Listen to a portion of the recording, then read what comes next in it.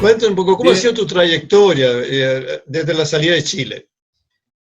Bueno, yo estudié bachillerato en ciencia y biología en la Católica en Chile, y después me di cuenta que quería trabajar siempre con enfermedades infecciosas. Mi sueño era encontrar la vacuna para el VIH, y decidí salir de Chile, irme a Italia a hacer un doctorado. Y estuve haciendo un doctorado en la Universidad de Milán, donde estuve trabajando tanto con VIH como con el virus del SARS, porque era el periodo donde se generó la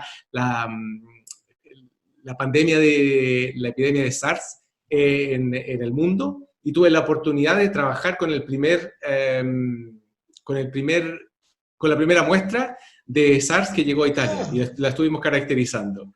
Después de eso, me fui a hacer un postdoctorado a la Universidad de Cambridge, en Inglaterra, donde seguí trabajando con enfermedades infecciosas, con VIH, con hepatitis, con otras enfermedades, desarrollando test de diagnósticos. Estuve un par de años en la Universidad de Cambridge, y después me fui a Londres a investigar en estudios clínicos, porque quería no solamente dedicarme a la ciencia básica, pero quería dedicarme a la ciencia aplicada. Y estuve trabajando en estudios clínicos para VIH en África, en Europa y en el sudeste asiático. Y después me metí de lleno en las vacunas, porque me ofrecieron un trabajo en Siena, en Italia, donde hay un polo de investigación de vacunas muy importante a nivel mundial. Y ahí estuvimos estudiando distintas vacunas para influenza y otras enfermedades. Después de eso, en este momento, estoy trabajando como director científico en una compañía en Suiza, también dedicado al desarrollo de vacunas para distintas enfermedades. Te voy a hacer una pregunta, porque aquí por lo menos llegaron muchos rumores en Chile de que las vacunas causaban daño, causaban estragos, sobre todo para el papiloma. Tú que eres un hombre de ciencia y que realmente sabe, me gustaría saber, porque las mamás, yo tengo inclusive muy cerca una mamá que no quiso vacunar a su hija respecto al papiloma. ¿Qué se sabe a ciencia cierta, no a rumores? ¿Qué nos puedes decir tú sobre De eso? las vacunas se ha hablado mucho, y todo empezó con un paper de investigación que lleva, no sé, hace como 20 años salió publicado, donde ¿Ya? se demostraba en un paper, en una buena revista científica, que las vacunas podía haber algún tipo de correlación con el autismo. Ese paper primero fue retirado porque la evidencia científica, estadística, los números estadísticos, cómo había sido hecho la investigación, fue muy criticado, y no tiene ninguna base científica de cómo se realiza investigación en el mundo como siempre se ha realizado, usando el método científico. Había muchas falencias en esa investigación. Pero la gente, no sé por qué realmente, por qué la gente tomó ese ejemplo para tenerle miedo a las vacunas. Creo que hay cientos de publicaciones que demuestran que no existe ninguna correlación entre las vacunas y entre el autismo. Eso está completamente científicamente demostrado. Ni siquiera hay gente que me pregunta, pero es muy peligroso inyectar un virus dentro de una persona que es sana y todo. La gente, o sea, eso lo hizo Jenner en el 1800, a fines del 1800, que sacó la sangre, el plasma de un niño que está infectado y se lo inyectó a otra persona. Estamos en el año 2020, las vacunas son súper específicas. Generalmente, trabajé mucho en la vacuna de la influenza, es solamente una proteína lo que se inyecta. No siquiera el virus, es una proteína sintetizada, una proteína sintética, es una proteína hecha por el hombre que no tiene nada, que nunca ha sido un virus. Entonces son muy seguras. Obviamente, como todo fármaco, tiene algunos efectos secundarios, pero generalmente los efectos secundarios que presentan la vacuna son dolor en el brazo donde se inyecta. Bueno, pero, claro, no un son poco de efectos... resfrío que se nada más. Claro, Ya. claro. Claro. Es que es importante lo que tú dices, para que la gente entienda que de repente uno puede correlacionar cosas que no son tan precisas. Para inventarte, yo en este minuto se me ocurre, voy a correlacionar la persona que tiene COVID con la estatura que tiene. Claro, Puedo encontrar una correlación alta, mientras más alto, más coronavirus. No, pues uno tiene que ser muy cuidadoso en eso. Pues. Hay que ser muy cuidadoso y hay que explicarle a la gente que cuando un fármaco, una vacuna, bueno, mi experiencia es en vacuna, pero cuando un fármaco se aprueba o una vacuna se aprueba, sí, hay años y años de investigación, hay millones de publicaciones científicas que corroboran que esa vacuna o ese fármaco es seguro para ser utilizado. Generalmente los fármacos y las vacunas se aprueban a través de la FDA en Estados Unidos, que es un ente que realmente escrutina todo y va al detalle de tus datos. El FDA no aprueba una cosa si no es ultra segura, si no está súper probado que funciona, si no es extremadamente seguro que es seguro para la población. Entonces hay mucho control, las farmacéuticas, que son generalmente las que producen, porque tienen el potencial del manufacturing, que se llama, que es la producción de estos fármacos, están muy controladas por la agencia. Ya.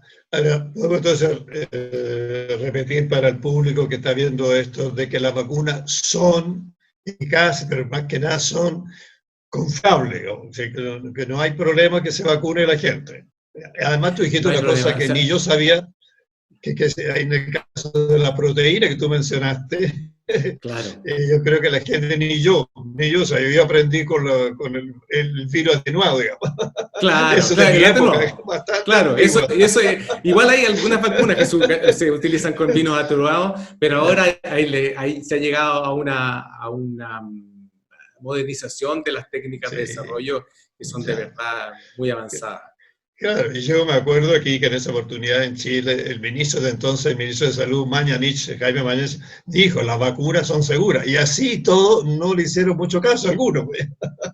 Claro, y hay ejemplos, pero históricos. O sea, la vacuna contra la viruela, el smallpox, es la única, la humanidad fue capaz de erradicar una enfermedad.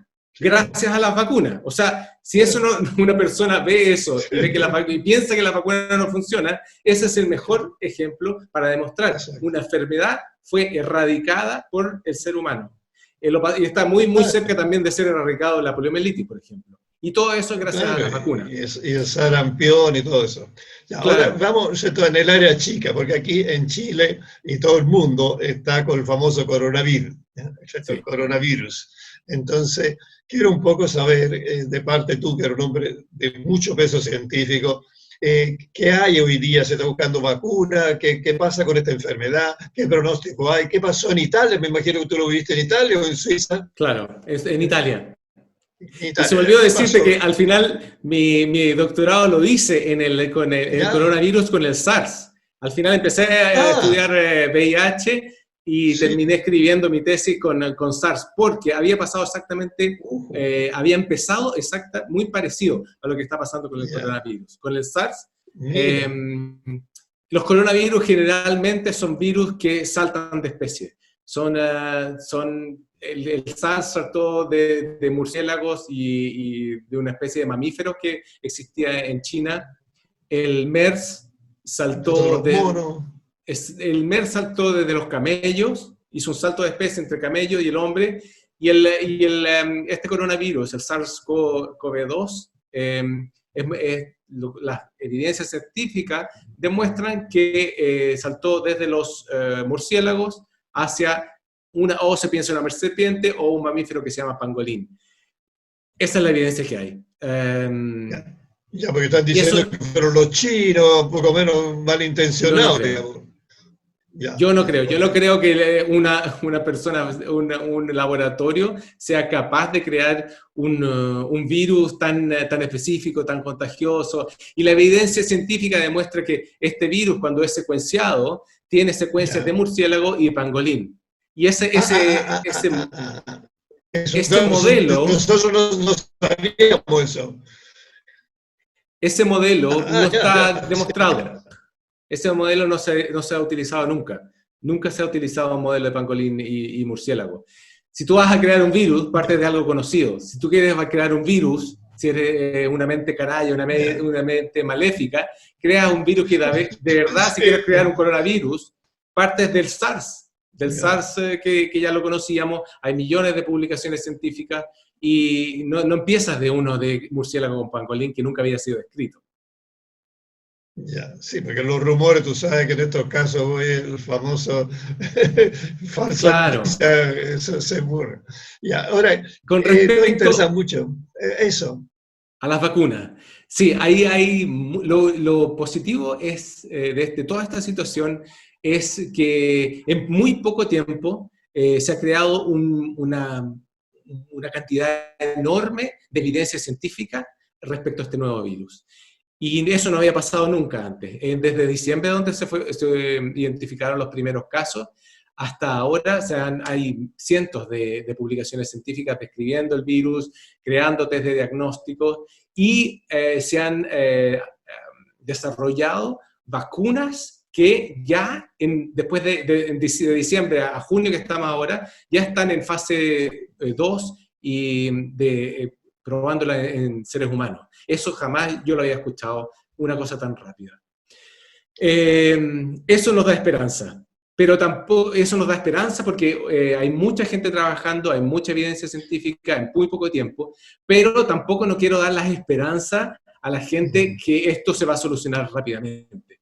El desarrollo de vacunas, generalmente desarrollar una vacuna desde que llega a la parte clínica, o sea, desde que ya se ha hecho toda la parte preclínica académica, hasta que se inyecta por primera vez en el ser humano, pasan alrededor entre 5 y 10 años hasta que se tiene alguna vacuna aprobada, por ejemplo, por el FDA. Ya, pero y después ahí no se termina el problema. El problema no se termina ahí, porque tú tienes una vacuna que funciona, que demuestra que científicamente funciona y que está aprobada, pero después tienes que fabricarla. Tienes que fabricar millones y millones de dosis. Y tiene que ser una vacuna estable, con la temperatura, en el tiempo, estable para ser transferida a otros países. Entonces hay muchos factores que influyen en tener una vacuna que pueda ser administrada a mucha gente en el mundo. Ya, porque aquí se ha dicho que algunas cosas han funcionado en Chile, funcionó, digamos, la extracción de plasma de personas enfermas, se le colocó otra y eso le ayudó muchísimo. Que claro, eso no es una vacuna, pero de todas maneras parece que están descubriendo que hay cosas que pueden facilitar la recuperación, por lo menos de los pacientes. Porque tú, 5 años vamos a estar todos muertos con el coronavirus, digamos, ¿sí? Entonces yo creo que algunas cosas se podrán hacer antes de lo que están haciendo, por lo menos. De que vamos a estar todos sabe algo del contagiado. Sí, todos muertos es extrapolar demasiado, porque la letalidad del virus es bastante baja, el virus per se. Lo que ha generado mucha mortalidad en los países es que han colapsado los sistemas de salud. Sobre todo en Italia, y ese es el caso de Italia. Colapsó el sistema de salud porque no se esperaron que hubiera sido tan contagioso como este virus. Ese es el gran problema. El virus per se tiene una letalidad entre el 1 y 2%, que no es un virus, el ébola, por ejemplo, tiene un 90%. No, eso vas a hacer. Entonces eso sería un problema difícil de solucionar. Habría que estudiar medicamentos también. Claro, así que con lo del plasma, sí. Volviendo a tu pregunta, con lo del plasma, el plasma obviamente no es una estrategia distinta a las vacunas. Las vacunas son preventivas. No, por eso te dije. Claro, se administran, exacto, a gente sana.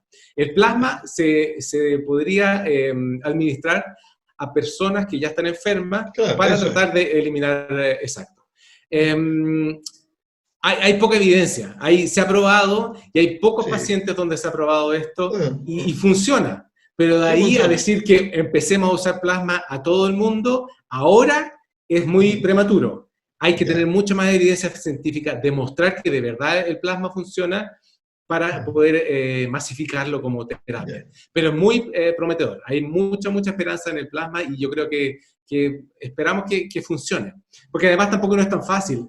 Tú administras plasma, pero tienes que saber también el título anticorpal, la cantidad de anticuerpos que te generan una disminución de los síntomas o que ayudan a sanar la enfermedad. Y eso es muy difícil de En el establecer. campo científico, ¿hay algún conocimiento de otro tratamiento, cosas así que están en estudio, que se han aplicado, que ha dado resultados? O esa parte digamos, no sabemos mucho que hay en otras partes del mundo. Si dijeron, mira, hay tal cosa, están haciendo y damos bastante resultados, como en Chile el plasma, en otra parte otra cosa. ¿Hay algún conocimiento de eso? ¿Sabes tú si está haciéndose algo con respecto a medicamentos? O tratamiento, mejor dicho. Hay un medicamento que yo lo conozco bien porque se usaba en el tratamiento de VIH, un medicamento que se llama Remdesivir, que es un antiviral, y ese también es como el plasma, está funcionando bastante bien, pero tiene dos problemas. Es la administración del Remdesivir es intravenosa, o sea, entonces los pacientes tienen que ir al hospital o a la clínica a administrarse esto, entonces es muy engorroso, tiene poca estabilidad y es muy caro. Como todos saben, las terapias de VIH son muy caras, entonces masificarlo a todo el mundo va a ser difícil, pero también es otra de las opciones. La opción que es más barata de todas, y que se ha hablado mucho, es la hidroxicloroquina, que es un tratamiento antimalaria. Exactamente.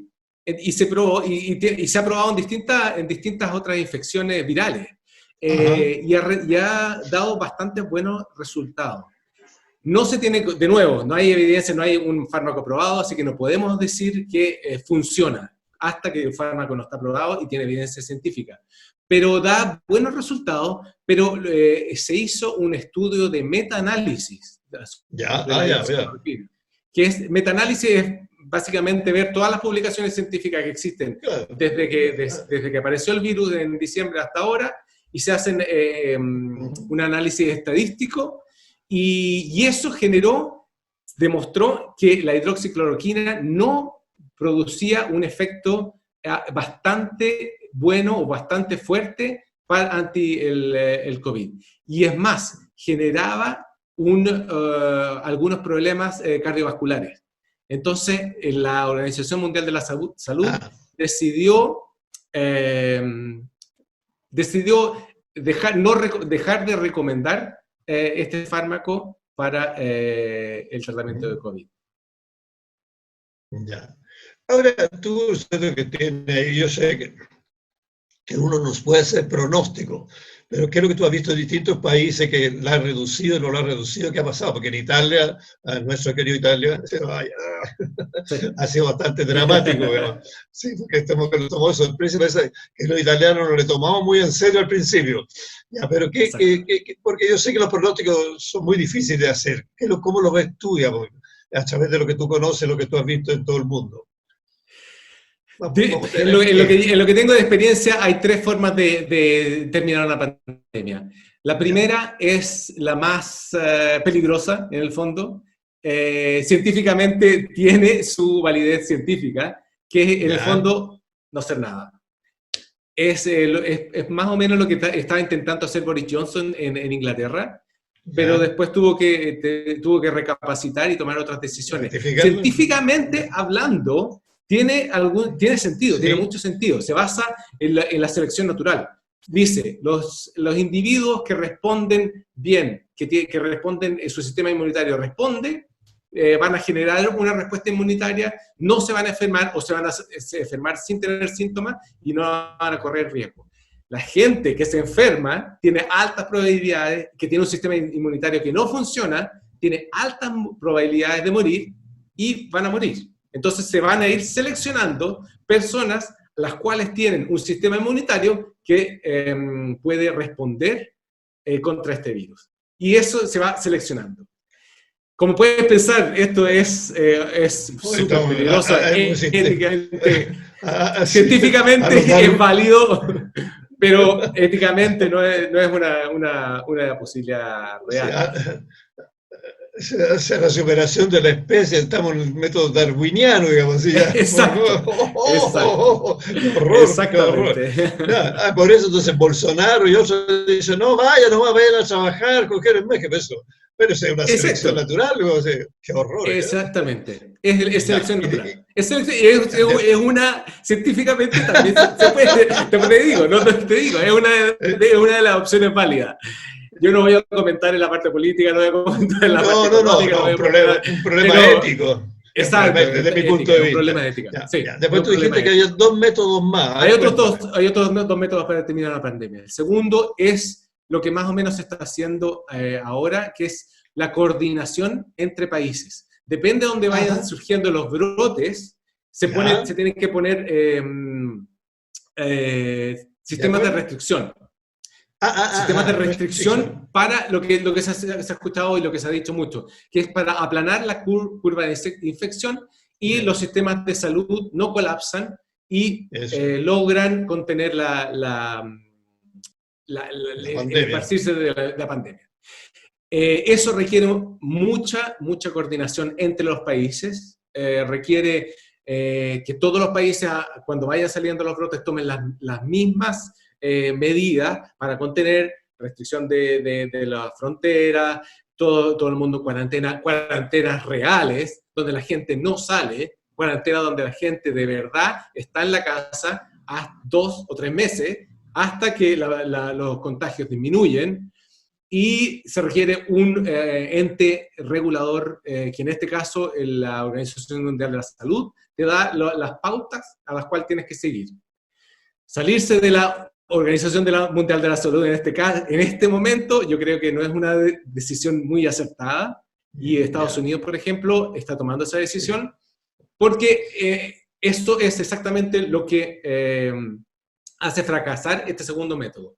Todos los países tienen que estar coordinados con las mismas medidas para lograr controlar la infección, contra los contagios. sí. Ese es el segundo método. Y el Y, tercero, que es un poco más individualista, dentro de los países toman sus medidas de restricción, tratan de aplanar la de curva de acuerdo. infección, y con eso logran contener y ganar tiempo. Con lo que se hace en ese momento es ganar tiempo. Con tiempo, todos los científicos, toda la gente que está trabajando en esto, pueden ser capaces de lograr evidencia científica que te permita producir o una vacuna o un tratamiento efectivo. Y Ya. con eso Bueno, se terminan las vacunas. Se claro, termina aquí no las vacunas, se termina la infección, perdón. medicamentos, sí. Claro, porque aquí lamentablemente tú y yo, nosotros sabemos cómo somos los chilenos, digamos. ¿Ah? Aquí Sí, lamentablemente mucha gente no ha respetado la cuarentena, sale, inclusive hay fiestas, fíjate que tenés 400 personas. Entonces, eso es muy difícil. Y otro, mira, hay un problema serio también. Gente muy, muy pobre que vive del día a día. Es una cosa que a mí se me aprieta el corazón cuando le dicen, no, usted tiene que estar encerrado. Bueno, ¿y de qué vivo? Entonces han sí, surgido, claro, ollas comunes, han salido ahora una cosa importante, entregar cajas de alimentos, otro quiere que le entreguen la plata. Nosotros sabemos aquí que es complicado eso, porque muchas veces hemos visto en Chile gente que tiene la plata y la invierte en cualquier otra cosa, digamos, y no en lo claro. esencial. Entonces yo comprendo que la autoridad tiene ese tremendo problema. Pero también hay un problema, si tú restringes a la gente, hay un problema económico que es tremendamente fuerte en este minuto, y creo que en todo el mundo, y aquí en Chile en particular. Entonces, si tú, la persona no sale, no trabaja, y tenemos un círculo vicioso ahí. No sé cómo lo ha Sí. resuelto en otros países. ¿Qué sabes tú cómo se ha resuelto eso en otros países? Sí, eso es lo que pasó principalmente en Italia, y por eso que al principio, bueno, hay varios factores por qué Italia estuvo tan afectado por este COVID. Uno es porque la población es más anciana, y Ah, los ya. habitantes es una población más anciana, y por lo tanto la gente, la letalidad del virus es mayor en pacientes sobre los 65 años. Entonces esa es una de los factores que influyó en que hubiera tanta letalidad. También lo que pasó al principio en Italia es que pusieron medidas de restricción, y como latinos, somos todos latinos, son los italianos, son latinos, como latinos, como en Sudamérica, como los chilenos, no respetaron, son porfiados, los chilenos, los latinos somos porfiados, no acatamos reglas, nos cuesta acatar reglas, y Sí, es cierto. ese fue el problema.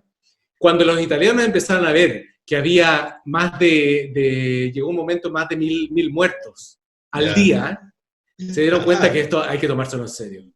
Espero ya, que Chile se dé cuenta, antes de que lleguemos a una tasa de mortalidad con más de 1.000 muertos al día, que ya. las restricciones le sirven a todo el mundo. Es verdad que Europa son países con un potencial económico mucho más grande que Latinoamérica y la gente pobre, entre comillas, está bastante bien, no se muere de hambre. Latinoamérica tiene un Ya. problema donde la gente Sí, pobre se muere de hambre. sí, Entonces, si no salen, y lo mismo que estaba hablando con un amigo en África, que uno de estos que también trabaja en el área de la salud, África tiene el mismo problema. La gente si no sale a sí. trabajar, si no sale a buscar, se muere de hambre. Y le preguntan, ¿qué prefieres, morirte de COVID o morirte de hambre? Y ellos dicen, prefiero arriesgar a infectarme Claro. con COVID que morirme de hambre. Es muy difícil la situación de Latinoamérica por eso, porque también económicamente puede crear un gran caos, una gran crisis, Sí. pero la salud es importante. La salud, sin salud no se puede tener economía, no se puede tener trabajo, no se puede tener nada. Ya, pero veo que tú tienes muy claro, ¿cierto?, lo que ha pasado en África, lo que ha pasado en Italia también, y que cuesta aquí una labor, yo creo, una labor más que nada comunicacional que tenemos que hacer aquí en Chile para que la gente realmente se ponga las pilas, digamos así. En Italia, Sí. ¿cómo lo lograron? ¿Tú crees que fue una toma de conciencia de la gravedad lo que ayudó? ¿O tomaron medidas restrictivas, sanciones o cosas por el estilo? Tomaron medidas súper restrictivas y mostraron, hubo muchos reportajes de verdad de cómo estaba la gente. Yo creo que es súper importante mostrar, entraban a los hospitales y veían Ya, cientos y cientos de personas que estaban conectadas a un ventilador, mostrar ya, exactamente lo que significa. Yo no soy médico y preferiría que un médico explicara exactamente lo que significa conectarse a un ventilador mecánico. No es un ya. tubito de oxígeno que es bastante invasivo y te da susto. Yo creo que mostraron muchas cosas como que lo que de verdad estaba pasando, mostraron que había que tener fosas comunes, porque había tantos muertos al día que no alcanzaban Ya. las funerarias a hacer Sí, funerales, sí, mostraron que la sí. gente se moría y se despedía de sus seres queridos, de los hijos, de su esposa, de sus padres, a través de un iPad. Tú le dices adiós a tu padre a través de un iPhone, porque no puedes abrazarlo. Entonces, hubo Claro. muchos factores que demostraron la gravedad del asunto y los italianos tomaron conciencia. Y el tomar conciencia es acatar las órdenes y quedarse en la casa. Ya. Las cuarentenas funcionan. Y hay evidencia científica de que las cuarentenas funcionan. Y Italia es uno Sí. de los mejores ejemplos para demostrar que la cuarentena funcionó. Y ahora estamos Vale. bastante con menos restricciones ahora.